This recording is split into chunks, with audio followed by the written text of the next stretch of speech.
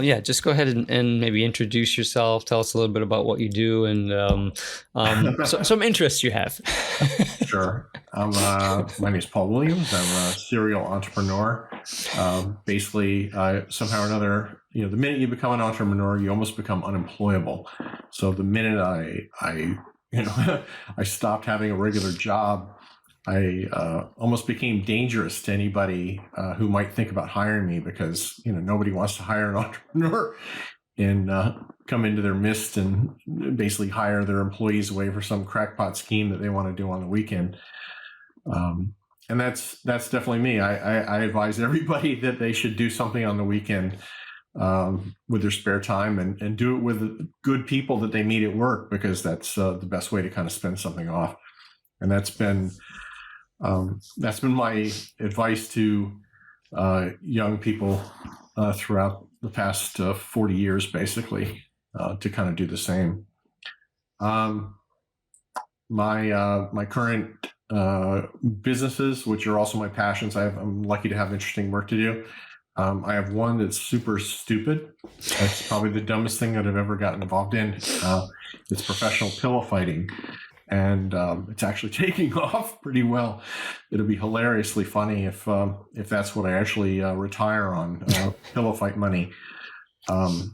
We have events going on ESPN all across the country, all across the world. Actually, it's spreading all over the place. If you Google professional pillow fighting, PFC fight, fightpfc.com will come up, and our videos are all over the place. We've had about 3 billion views all over the place. Wow, that's quite a bit. Simultaneously, I'm doing probably the most sophisticated and difficult thing that I've ever had. It's a business called Stingbox. And what we make is we make a decoy computer to fool hackers, basically to alert users that they have a hacker on their network. It's bad if a hacker gets to play around in your network for a long period of time without you knowing it. So knowledge is power. It gives you the power to pull the plug, try to restore from backup, change passwords, fix whatever's wrong. And hackers are very sophisticated, very smart these days. And so doing this device was a big challenge. A lot of security issues, a lot of technical issues. And anyway, we've got a great product. It's growing. We've got over 1,000 users across the country right now, across the world. So we have people using our product all across the world. And I'm proud of that as well. So I'm doing one very sophisticated thing and one very stupid thing, and they both seem to be working at the moment, and it keeps me busy and interested in everything that's going on. And you find both of them to be equally as rewarding, or is there one that you have a secret preference one's very for? frustrating because I'm doing it with my brother. The pillow fight thing is with my brother, and we always fought, so it's natural that we would be involved in pillow fighting. So we continue to fight even while we're running it, and so that's a challenge. My business partner in Stingbox is a high-end security guy. He went to Oxford. He was one of the top guys at Google. One of the people you see on stage running around with the microphone and telling everybody what new great things are going to happen next year.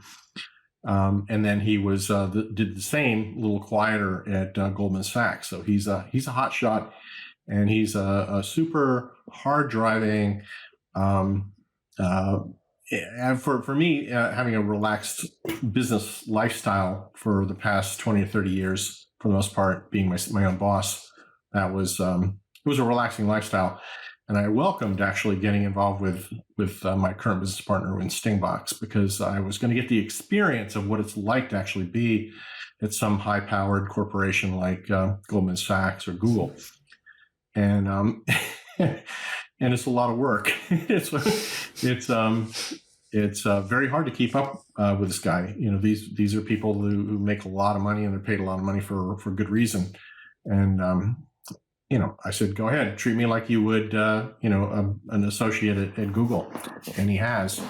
And it's been an eye opener. I'm glad that I've been an entrepreneur on my own and my own boss for so many years. It's not that I don't like it. I love the challenge, but it's hard. These guys are paid good money for good reason. And, so assuming with those challenges, you've learned a lot from this person. And so maybe, can you give maybe some insight into what you've learned just by being kind of your own boss initially, and also what you've learned from him? there's almost a universal thing over when someone, anytime you're in a corporation and they pay you over six figures, they own you, which means they can call you 24 hours a day, 7 days a week. The minute you make over six figures, there are 1,000 other people who are almost as qualified or just as qualified as you are, who would love to have your job because it pays $10,000 or $20,000 more than what most people are making, and it can be horrible because corporations are pressure cookers and that sort of thing. So that's the situation there. On your own, the reason you want to go on your own is so that you don't have that kind of pressure. But to really succeed, you're competing against people who are operating under those circumstances where they have that pressure. And so you either have to be really, really good at what you do, or you have to put almost that identical pressure on yourself. And that's what I really see in my current business partner. I see tremendous self-discipline, tremendous ability to focus. He's very, very organized. He's very smart. He went to Oxford, but I mean, to a certain extent, there are lots of smart people, but there are very few smart people who are organized and disciplined enough. There are plenty of people who are smart enough. They have their SATs to go to Oxford, but they tend to, the people who can actually keep up there or work there, or to work at Goldman Sachs at the top levels, or work at Google at the top levels, they're not just smart. They're very organized and they're very focused. So is this something you wanted to learn from him, or I mean, do you think you kind of had that on your own? Because you've done fairly well for yourself, and you seem to be focused. I do this. I try to stay. I make this little pyramid thing all the time and show people. In order to be a human being, a broad-based human being, and to really to have broad knowledge so that you can have wisdom. You can't be wise unless you know lots of things about a lot of different things. So you have to be a generalist. And then you use that knowledge and that wisdom to focus on certain things. But when you focus on those certain things, you've got to go, in order to exceed the people who are at the peak, you have to focus like a madman. You have to focus with the kind of intensity that only a mentally disturbed person would have. And so what I try to do is I try to do little sprints of that. I'll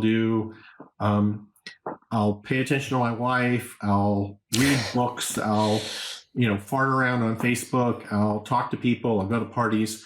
But then when I try to do something or learn something, I will hibernate, and I'll really just intensely focus and shut everything else out for little brief periods of time.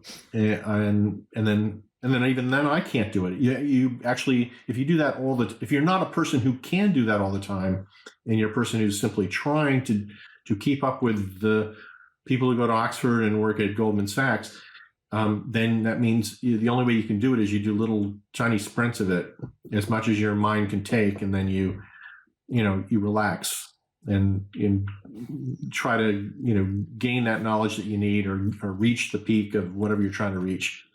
Well, it sounds without going crazy. It sounds like you, and maybe this is some advice you can give me. It sounds like if you're in a position where you have things like family, you have other obligations, and you don't have that space to hyper focus and do that 24 hours a day, that no matter what, you're going to be left behind in some sense. Or do you see that differently? Do you think we see that? Absolutely. And it's a huge dilemma. And, having a high IQ is a good thing. So you have a high IQ. I know you do. I've seen you. And I've seen it. And that's awesome. It's awesome because that makes it a little easier for you to maybe do this in balance. It means you can do shorter periods of focus where you have to ignore everything and still be a human being and a dad and everything like that. For me, I mean, it was very difficult. And then my wife, she's like, I need money. We have a kid to feed. Baby needs a new pair of shoes. And it's like, yeah, but I'd rather kind of hang around the house and play with baby. and I did that for a few years. I'm like really happy that I did, and you should do that as much as possible yourself, as much as you can. But yeah, at the expense of your sleep and things like that, yeah, you still, you're in a corporation now, and you got to kind of play that corporate game, and you got to do meetings and get along with people, and everybody is on a team, and they all have problems too. They all want a job. They want the company to make money, so they'll all keep their jobs, and they want you to be performing at your peak. And then you're competing with people for positions and promotions and all of that stuff. And you tend not to get those unless you excel above everybody that you're competing against. And so, yeah, man, the more organized you are, the more focused you can be when you have to focus. And then that's the secret to then freeing up that time that you need to be a human being. And it's not easy. Yeah, for me, it's actually kind of like first nature. It's like something I feel like I do generally. I try to organize and organize things out. But one of the struggles I have is that life doesn't care if you're that organized. Sometimes it's like, that's nice, I'm going to go and mess it all up. And you kind of have to, for me, I have to learn to deal with that particular element. You need, you gotta handle chaos sometimes. Absolutely. Yeah, no, kids are chaos, and you've got another one on the way. You're going to have, one's going to sleep when the other one's awake, and the other one's going to sleep when the other one's awake, and you're going to expect you to be awake the entire time for both of them. Right. And then, you're trying to do something that requires almost, focus, or can, really, you're trying to formulate something, even in your head, even if it looks like you're sitting there, you're not doing anything. You're kind of thinking about imagining maybe, some commercial that you're going to do, and you've got to kind of piece it together in your head like a chess game. You got to think 3 or 4 moves ahead, and you're trying to figure out what to do it. And your wife will look at you like, why are you just sitting there? The dishes need to be clean, or, hey, the baby, you're not even noticing the baby needs a diaper change. And it looks like you're just sitting there, but you're kind of not. You're working because you're a brain worker. And the way that you do what you do isn't always clickety-clacking on the keys. It's sometimes like thinking about what you're going to do, so that when you do go clickety-clack on the keys, you actually have something that comes off on the page. You're not... John Hardy is typing over and over. What was the thing the guy? Oh yeah. All work and no play. Yeah. It's interesting you mentioned that, though, because I do feel like that's something I get called out for. Like, hey, why are you just staring off the blue? And I'm like, I'm thinking a lot of things, and I should do dishes now, though. But I do like the idea that you have here to interview different people, and because there's good stuff there. I spent a little time. I just rewatched your video that one of the videos you did, and then I watched some of the other videos that were being done for your company. Anyway, it was educational. It's like I looked, I saw, I like what he did there. I was like, I can copy something similar to that, for Stingbox. And then also, I'm reading a book right now on sales psychology, and I saw things that I'll give you my suggestions on how, some of the videos that came after. I like the test. What was it? The test thing? Test pilot? Test duplicate twin test twin. I don't actually name them, so I'm not sure. Okay. I mean, it was a couple other videos that were under your YouTube channel. Yeah, I'd have to see the actual video. There's a lot of them now, so I think that fear is a big, monkey see. There's a couple of things. There's fear is the biggest motivator, and then the monkey see monkey do is a thing where it's like you guys have a neat unique product. So I envision a commercial where you've got your main device, solid device, kind of in the center of the screen, and then all around. What did I see that? I just got this camera. And so it's doing the moving.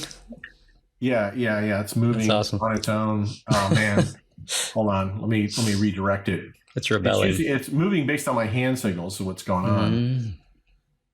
Yeah, it actually threw up. I think it threw up a thumbs up icon, maybe because you waved your hand, which is really weird.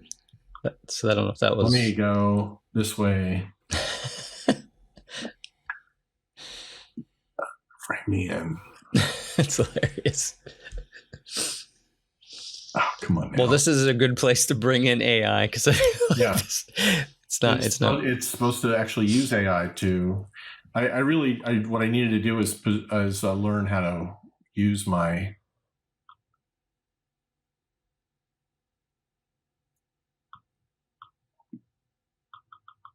Yeah, you're able to do There it we go. manually. That's good. It's still it's still going to move around on its own. Anyway, if I make I talk with my hands, and so I'm triggering. We all do. I'm triggering the little AI thing that's actually analyzing what's going on with my hands, and it's a good example of how AI can fuck you up. Oh, it's a good thing I'm not driving a car and talking with my hands, and it's say, hey, I want to go over there, and it's taking me in the wrong direction. So 90% of your customers are probably just businesses that have factories, and their factories are full of dust and vibrating machines and things like that. So a picture of an army jeep or an army tank, carrying your device, rumbling across the desert in super hot, desert heat, and little visuals of those sort of things in an airplane or in a construction crane, wherever crazy, the craziest use cases for your product. You basically say, whether you're doing this or whether you're doing that, lives are at stake. Our products are used in places where sometimes it's life or death, whether it's working or not, and when it needs to work. And your application may not require, it may not be life or death, but the jobs and the profitability of your corporation will depend on whether computers stay up or go down. And the cost is just of a computer that will stay up is a fraction more than what you would normally just order, not thinking about it. We make devices that run, that stay on, that work, no matter what the conditions, when it matters. And that sort of, so minimizing downtime is the phrase we use a lot, I think. It can be starker than that, but it's more of a monkey see, monkey do. Someone's making a decision to buy. Someone's making a decision, and they have to make a decision to pay you guys a little bit more than just buy some Dell off the rack, right? And they need to feel like they made a safe choice. In fact, they need to be able to show that same commercial to their CEO. Here's why we want to spend 20% more this year on edge servers. The total cost of our technology is really only 5% of our total expenses. Our people, our electricity, our machines, everything else is a lot of money. These servers, though, when they go down, our entire organization goes down. So everything stops. Every machine stops. Every person stops.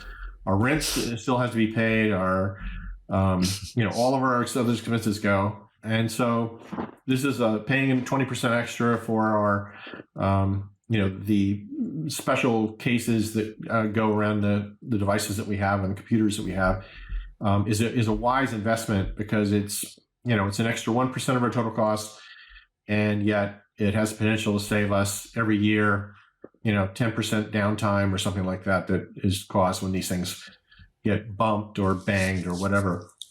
I don't know whether that applies. I don't know whether that applies or not, but I just thought I'd throw that out.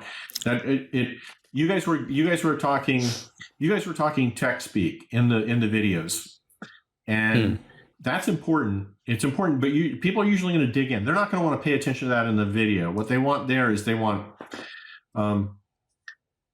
comfort. They want one fear. Holy crap!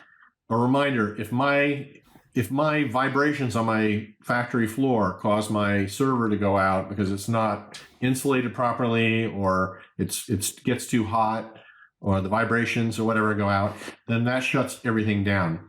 And it's a reminder that, that your product is used where things can't go down. People die in military applications if things go down, if things don't work. Lives are at stake, and a whole war can be lost. Thousands of people, entire countries could go under if it not for your product being there and up 100% of the time, no matter what the conditions are. And so that's like, holy crap. That, yes, and then related to them, your application may not be this bad. It may just be that your business goes down for a few days while you try to get things going back up. But your customers, their businesses, their employees, your business, your competition, it doesn't go down. All of that is scary, right? Yeah, it still costs money too.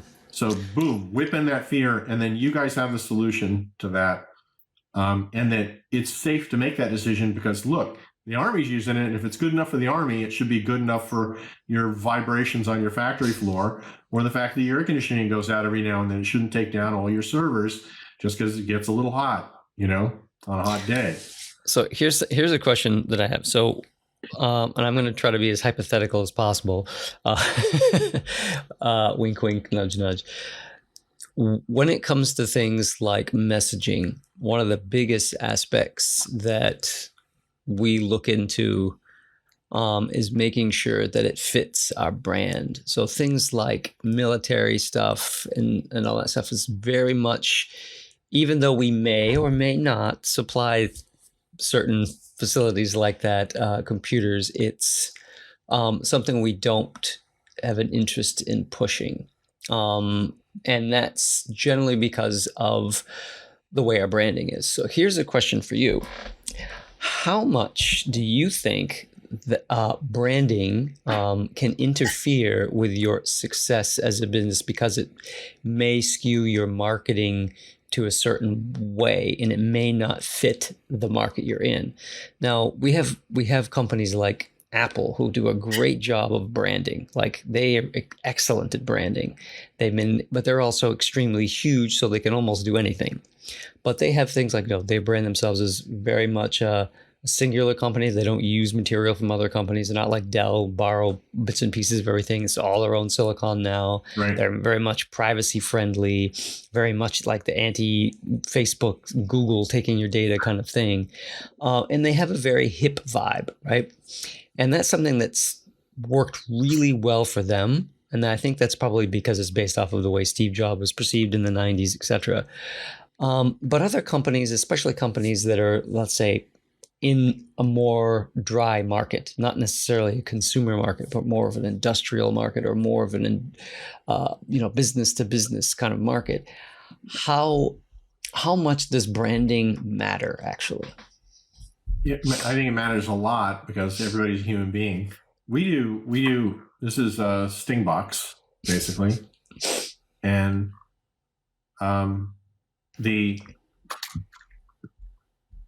because people feel powerless against hackers.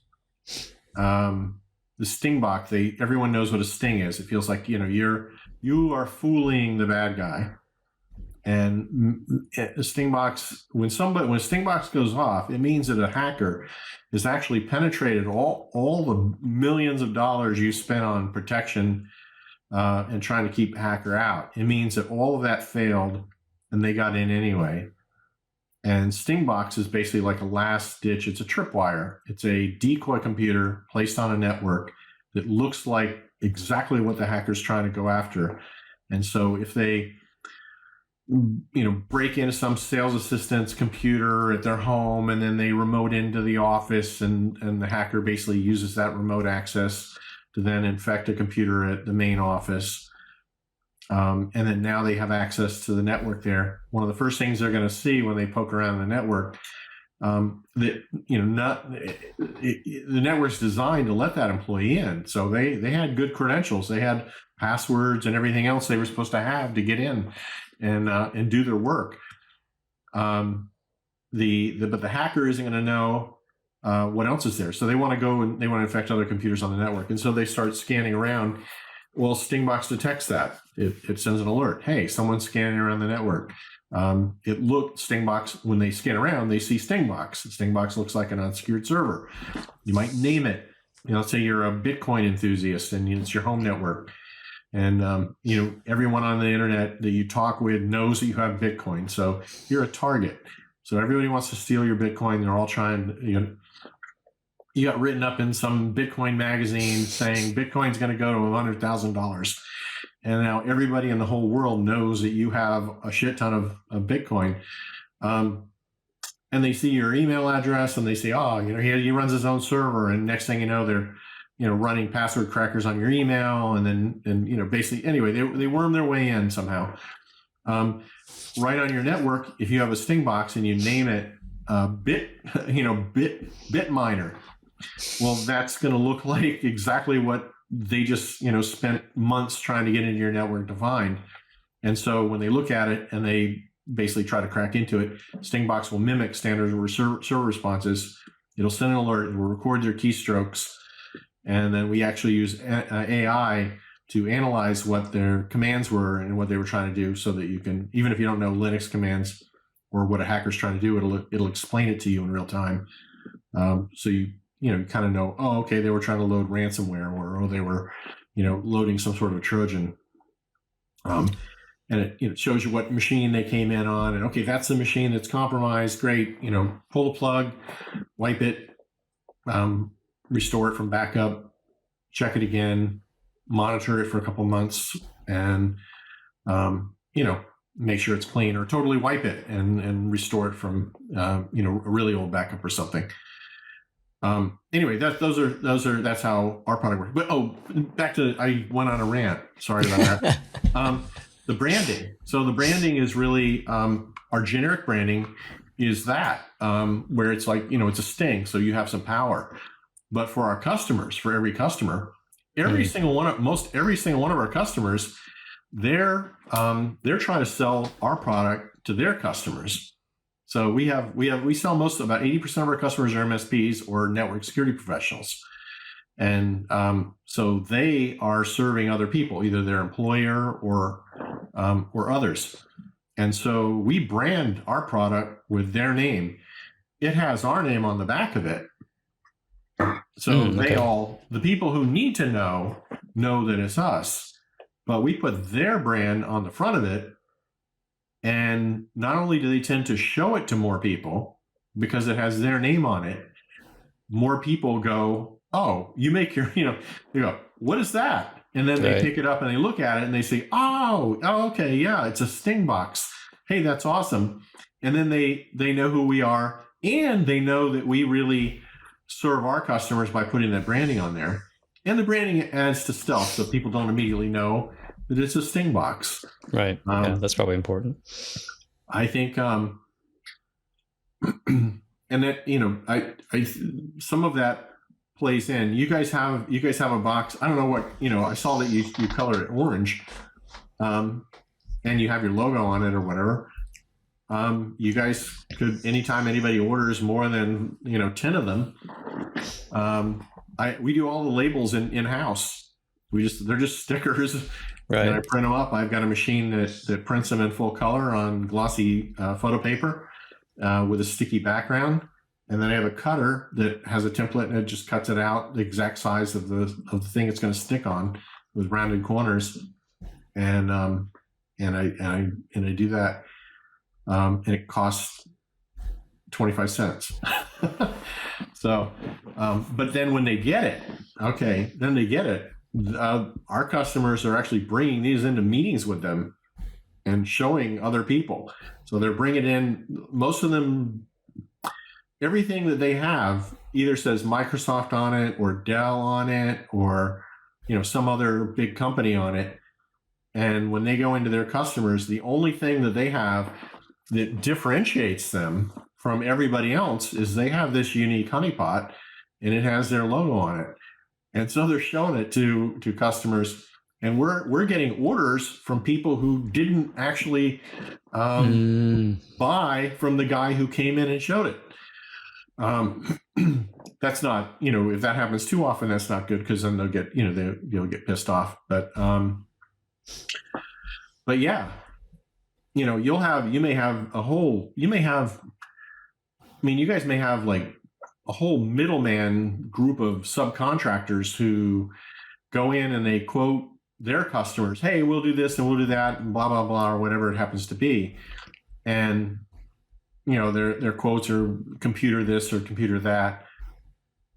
If you actually have things branded and has their name on it, they'll bring it in and it'll show, hey, our computers aren't like the regular, they're these super high quality, blah, blah, blah. And they're going to sit there and they're going to show them this super high quality, edge computer that's vibrational controlled and whatever, all this other stuff that you guys have on your list of features. And about half the customers are not going to know, they'll go, okay, well, that's them. But about half of them are going to go, that looks, Yeah, that looks familiar. yeah. Is this, you guys make this yourself? And they're going to, no. That's blah, blah, blah. But we use them exclusively because they make the best. And then they're like, oh, okay, great. The next guy comes in to give a quote. They're like, yeah, your quote's lower. We're going to go with you. But you know what? The other guy uses these fantastic computers that they were showing us, and we want you to spec those out too. Yeah, I can't tell you what we do, but No, that's good. Yeah, it's good to keep those things. we're a huge company for a reason. Yeah. So I want to kind of shift a little bit and Sure. get into some AI nitty gritty stuff, because I know you mentioned, and I know you talked about this before, where you guys are started to apply AI to your Sting boxes. I'm assuming that's software, obviously. But what is your take on AI in general now, currently, and maybe where it's going to go with your business particularly, and where you think it's going to go just in general? Yeah, it's scary. It's Because I know I'm out of a job. yeah. There's a lot of change. I don't code. I never really coded. I'm a database guy.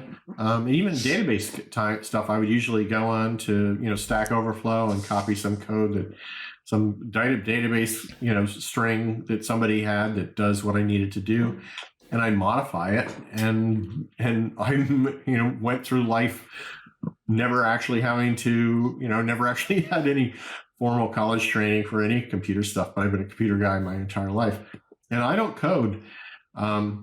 But I was able to go in and just say, hey, I need this or I need that, and tell ChatGPT-4, and it wrote the code. And I can modify code. I can look at it and go, oh, okay, yeah. I need to change these numbers here or change the percentage there. And, and now you can even go back to it and say, hey, this isn't, the code you wrote didn't work. Fix it. And it'll go, oh, okay, yeah, try it this way. And it'll fix it. And that is just freaky. I mean, I've had it do things that I've previously have to call somebody and go, hey, can you code this? And I'll charge you $100 an hour to do that. $500. My bill from ChatGPT was like, it's $20 a month. I've never exceeded the $20. I never come close to even getting 25% of of the max usage allowed for that amount of money.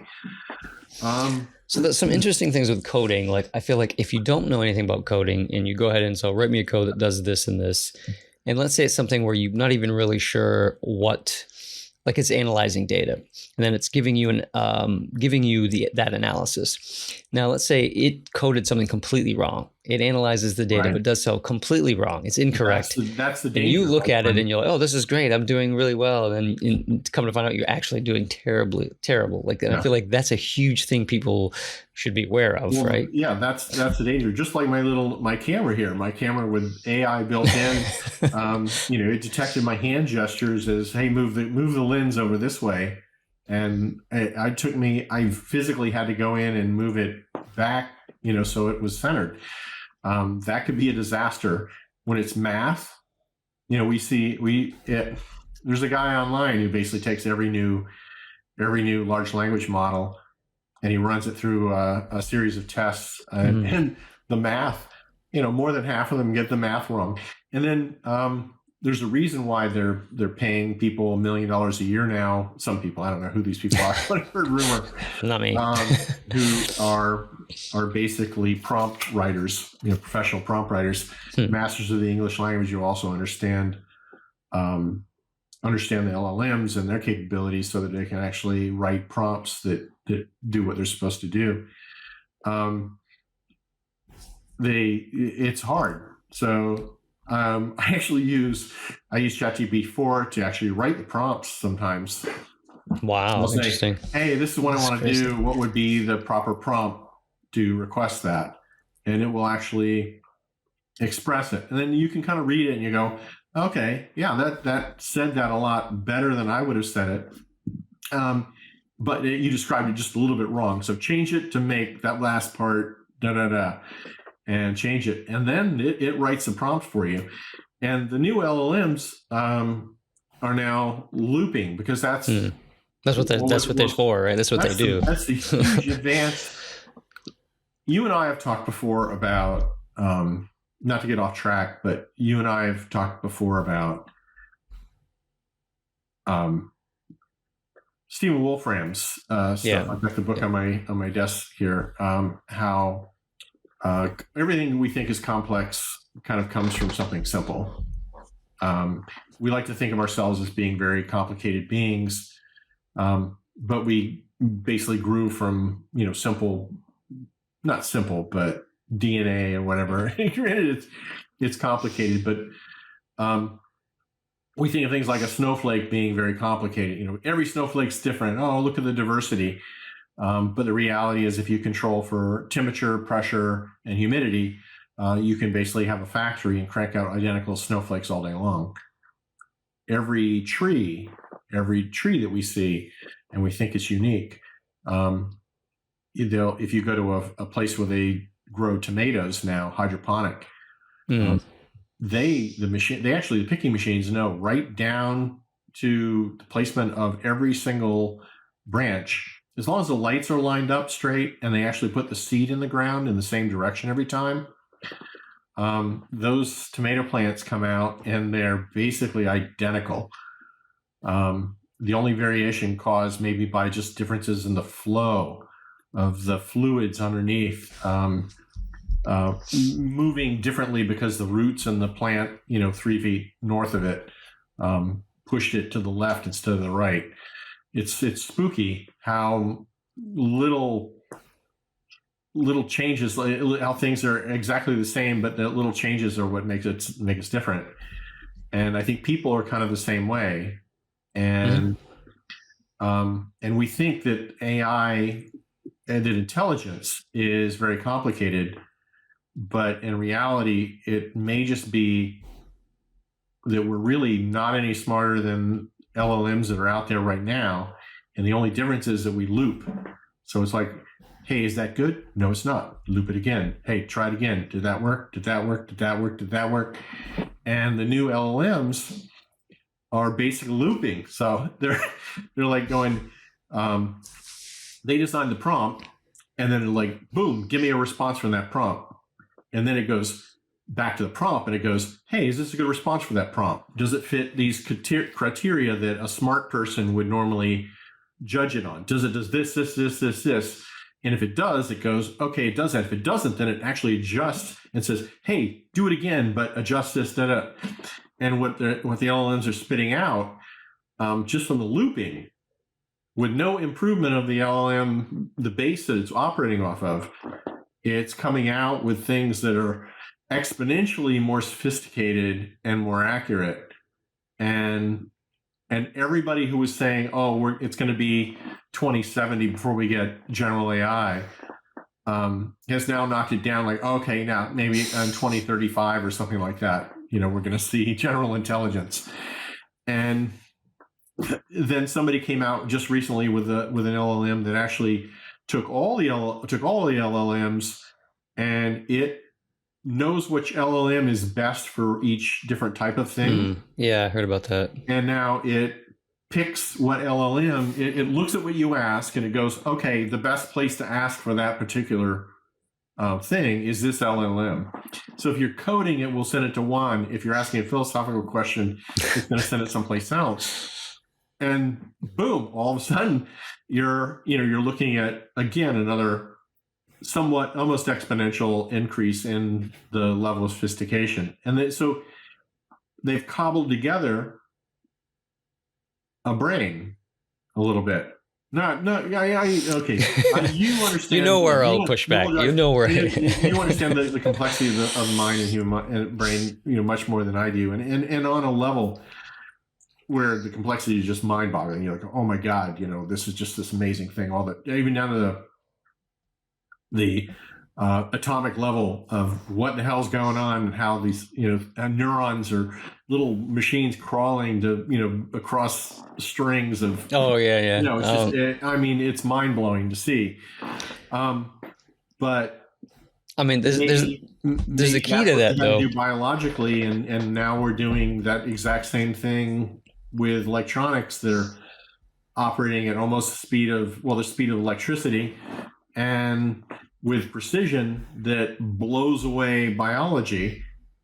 And it might not give us the variations that we see between human beings when because of our defective equipment that we're trying to think with. You smoke a little weed in high school and that whole part of your brain doesn't work or something, and now you're a whole different person than you might have been, because that part of you is not operating as fast as it might have somewhere else. But yeah, I don't think that I think the AIs are going to continue to grow in sophistication at the pace that we've just seen, and I think it's going to be shocking to everybody. Yeah, so there's two things I think are important to focus on. One is that when it comes to like LLMs or anything that's related to generative AI and things like that, I feel like it's different than the way the brain works, but at the same time, that doesn't mean it may not mean that it's the same as the brain, but it doesn't mean it's not intelligent, right? It may be even more intelligent. And one of the things that it's doing is we're showing that to be rational and to be logical does not necessarily take a brain, right? Yeah. And that's a new part of our brain anyway, right? That it's a big part. It's right here. In case you've noticed, we're really bad at being rational and rationality, morality, and all of this, all the things that we uphold. The human beings have the potential, for all this, but we're not good at it. We're not as good at it as we like to think we are. I think the only thing we maybe have the advantage of in terms of that particular thing is that our brains have always been have always evolved to be super efficient when it comes to energy and time. One of the biggest things that just AI in general, is not good at is energy efficiency and time efficiency. And that's changing though. And that's changing because they're now, again, still trying to mimic a lot of research. Well, academic research is mimicking more and more, again, the way neurons actually function. So it's a little different than like your hidden layer type AI stuff. It's much more, and also the substrates of the brain, they're trying to mimic that in itself. You see things with robotics using, I think just recently I read there was maybe, I don't know if you sent it or somebody else sent it, but they're now using LLMs and robotics to communicate to people. Like, so if a robot does something, walks out in the woods, it comes back and you want to know, okay, report on how your stability went. It will tell you that in English, give you a report in English. So they're now trying to connect those two parts, which is the motor, sensory motor part of that we're really good at. We're insanely better than AI or computers are at that, right? You're never gonna. We have yet to see like a robot catch a fly ball or do something sporadic like a dad would when they're grabbing their kid from something stupid, right? At the last minute. That's something maybe not far in the future, but something we just can't imagine that happening. But what AI is really good at, of course, is all the logical stuff that's part of what it is to be human in a sense, rather than being just an animal. It's that frontal neocortex part that it's being intelligent or maybe even being more intelligent in that manner, but where it's lagging, at least in the past, has been in the physical aspect, the embodied with the world kind of thing. But that is changing as well, and to me, that's really interesting because it's like, if it can do that, then it will be forced to be efficient, right? And then Yeah. it will be able to use a certain intelligence that's different than ours, but also be really efficient in it, move in the world, interact with the world the way we do. And I think that's something that's potentially be really scary, but also really fascinating. So, It is, and I know why. Given your field of study, that's what that's naturally what you have a fascination with. And I think it's exactly the area that people find most scary. So the general public is most scared of that, and I think because of that, I think that there'll still be research done in that area, but I think there'll be a lot of resistance to that. It's like, everyone's like, oh no, we got to make sure that they don't create, a sentient robot, really, right? accidentally create an electronic human being, or electronic Entity that's conscious entity. I'm not see that's the thing. I'm not sure people. I think people miss their fears are kind of mixed. They're not really sure if it's a conscious robot or if it's things like it's just going to take out everybody's job. Because my biggest fear is that all we're going to become is consumers. Everybody's job will be to buy things because there won't be a need for programmers because we have AI to do it. We won't be a need for artists to create things because AI could do that. And I feel like that is where my fear and a lot of other people's fear comes in. It's the same as they took our jobs kind of fear. And that's an old fear. That's an old fear. And I think it's justified in some sense because it is new technology. But again, yeah, I think maybe the more valid or more existential fear is the fear that we create something that we can't say isn't conscious because it acts just like us or it has the ability to do everything we do, maybe even better. So we can't say that it isn't, but we don't know. And so there's all these everyone promising that it's not going to be, that dystopian future. Society just watched Amazon.com, Jeff Bezos put virtually every single mom and pop business in the country, downtown, stores, out of business.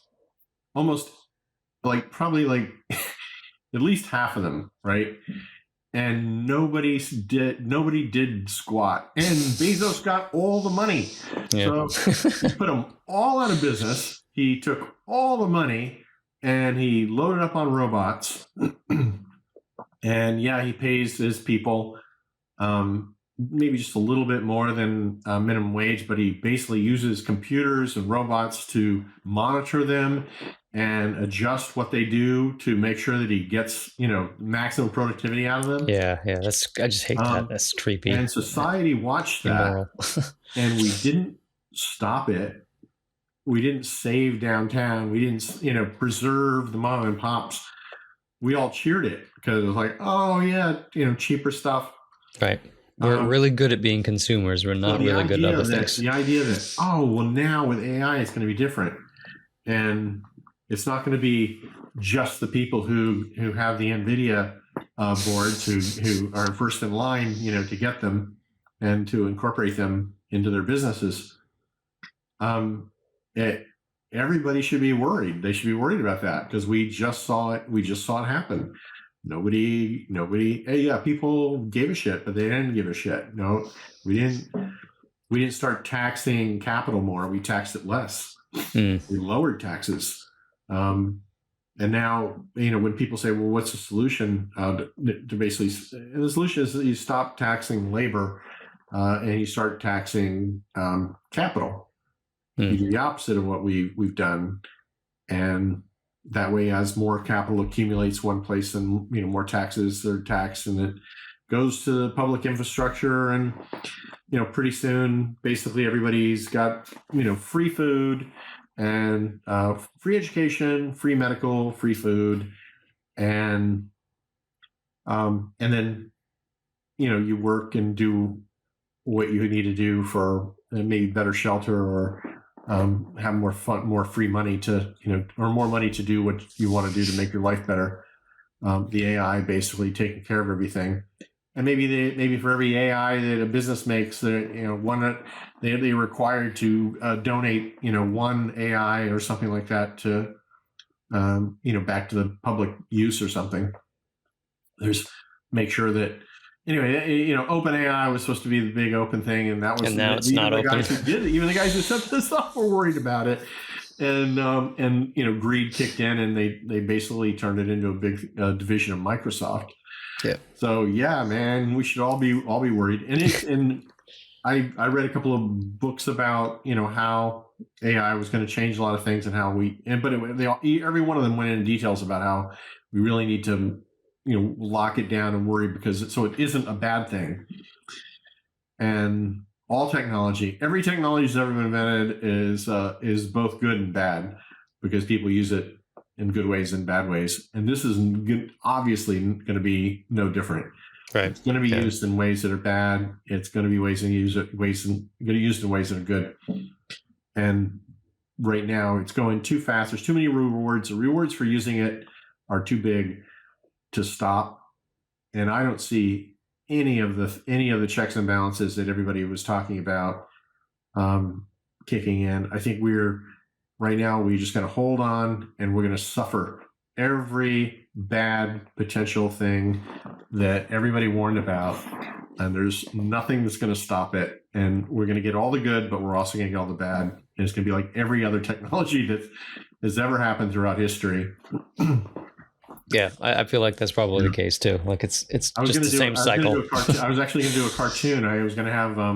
I've been playing around. I always think of something that's funny, and I'll try to do a cartoon, and I could never draw before, and now I can just tell.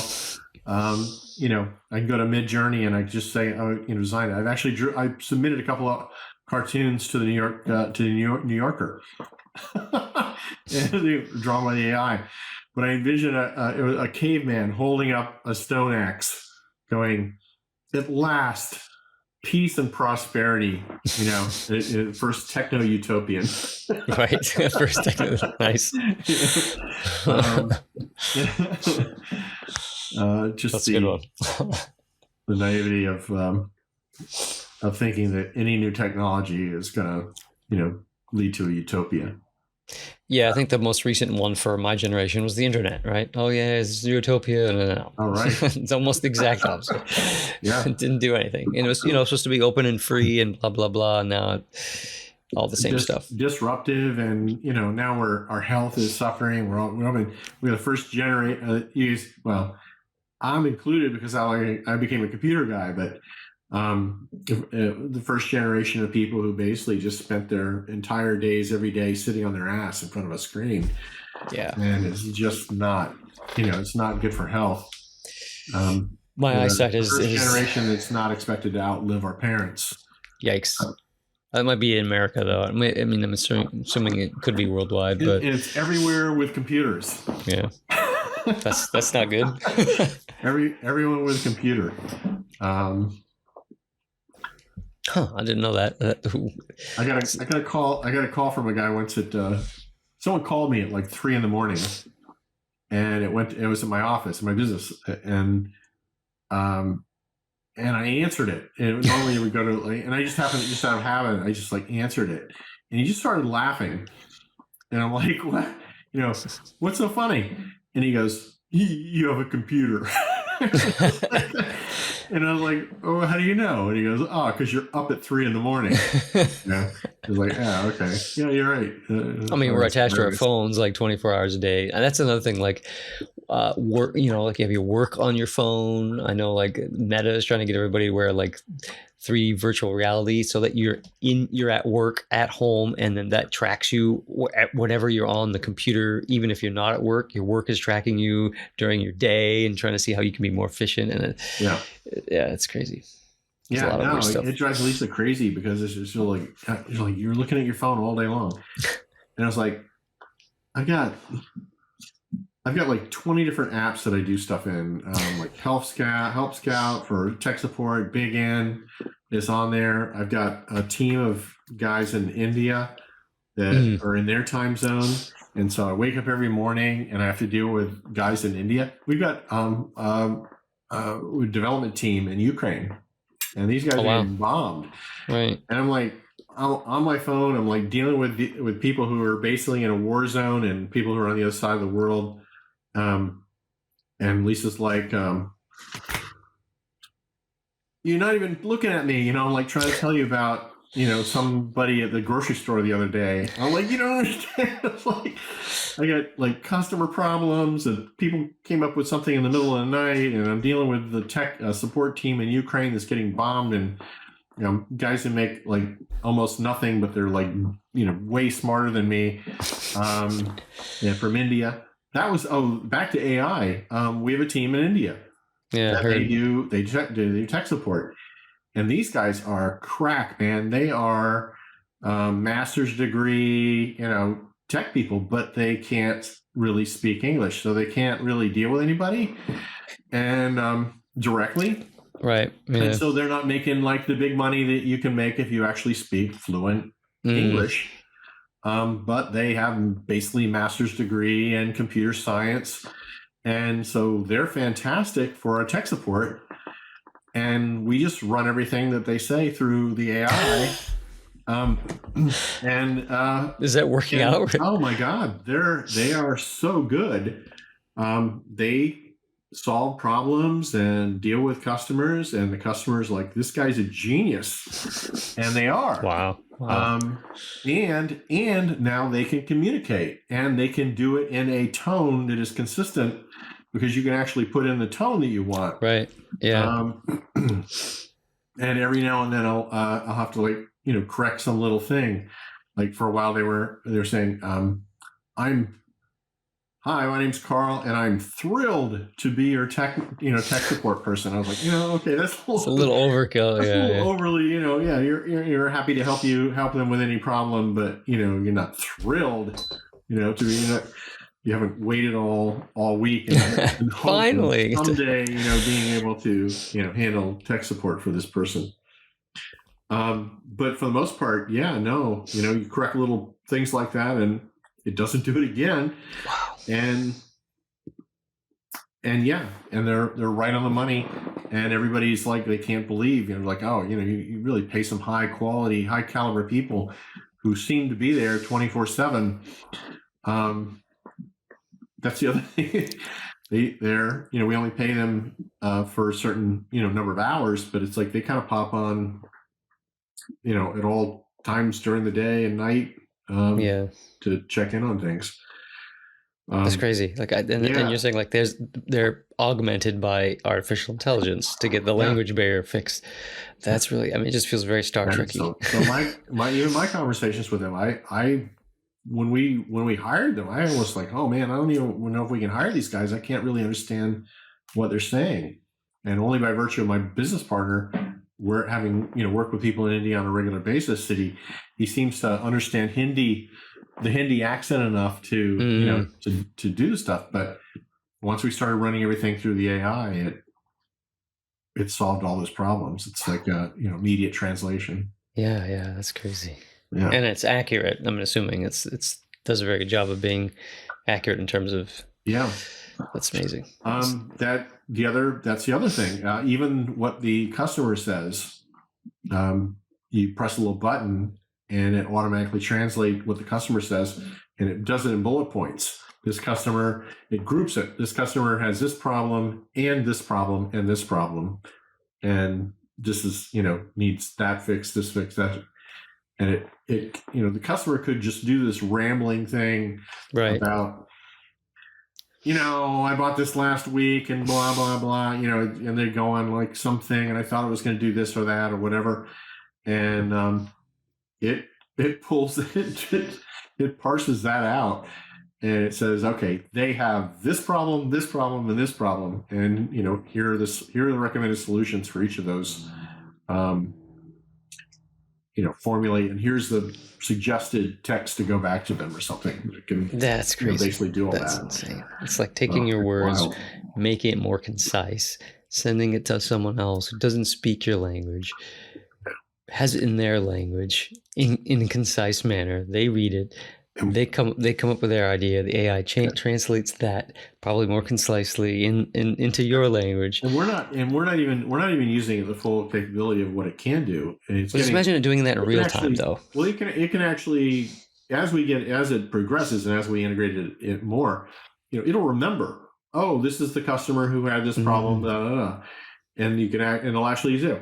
Do you think this is the same problem or that you were having before? Blah blah blah. Or I thought that we had solved that with this. Did that problem not get solved? Um, That's crazy. it's really wild. So there's some stuff that we're trying to use at work. It's for my division, where we're trying to take video we've done and just have it translated, because we have to translate everything via text and do a bunch of stuff, or record it in the country where we're submitting the ad. And what we found is that there are some AI applications where they'll just take the video you have that's in English, they'll translate it into another language, like, say, I don't know, what could say Hindi or German, and it'll move their mouth exactly the way they would be speaking it, and move their gestures the way they would normally do it in that particular language. And it's like, press a button and it's done. It's not perfect, but it's amazing how fast it can be done. And I'm just thinking, like, okay, our translation jobs will be we don't need to do those anymore. We just press a button, AI will do it for us. But it also makes me think, like, imagine, for instance, I don't speak English. I speak, let's just say I speak Korean, right? And you speak English, but we're having this conversation on a video chat or a podcast or something. And what it's doing in real time is, as I'm speaking, it's literally changing my mouth to your language. And I feel like that is literally maybe a couple of years away. Yeah. That's it. Yeah. No, it's amazing. Yeah. I think that was actually way back when you were here. We saw that on TV. That was like the there was some Obama things they did, some other stuff. They had the family talking, people talking to the family back in India. It was a Google thing that they started doing, where they had Google Booth or something. It was actually required a booth. Yeah, that's right. Yeah. It was like a weird 3D thing. It was like real time. Yeah, it was like, okay, they see your picture, they see your mouth move, they see the things, and it was just like, boom, change it and have you have an image like. Anyway, that was a way of solving the problem of high bandwidth of images, which we're still having it now. Even with you have a good computer, I have a good computer, I've got fast internet, you've got fast internet, and yet we're still having some weird freezes and some fuzziness on each side that requires a fancy solution that pieces them together. Right. And I'm sure they'll if they pay attention to that, they'll solve that fairly quickly with AI, and it will be basically interpolating what should be there. We won't even notice the lag, and then all the stuff is going to be very interesting very soon. Maybe. Hope so. Yeah. Man, I don't know. Yeah, it's wild. I think we're we just got to hang on, and we're in for a ride here. Yeah. Basically, somehow hang on and see where it goes. Hey, I did want to say one other thing on. I know you guys, when I was looking at your product was not standalone, but I think you in a lot of situations it's standalone. One of the things that we did was, this is headless. That there's actually no monitor that plugs into it, and what I did was I coded it so that it actually does has lights on the inside. They could be on the outside, and it blinks a code to communicate what's wrong. So there's only certain things that can be typically wrong with the device. Like, okay, so now it doesn't get an IP address, like a certain way. It doesn't have access outside internet, like a certain way. And that basically tells people, what the problem is on the device. One of the things that I was toying with, we haven't implemented it yet, but I was thinking that it would be probably great for your product. Everybody has a phone. Everybody has Bluetooth. and your devices obviously probably have Bluetooth capability on the whole thing.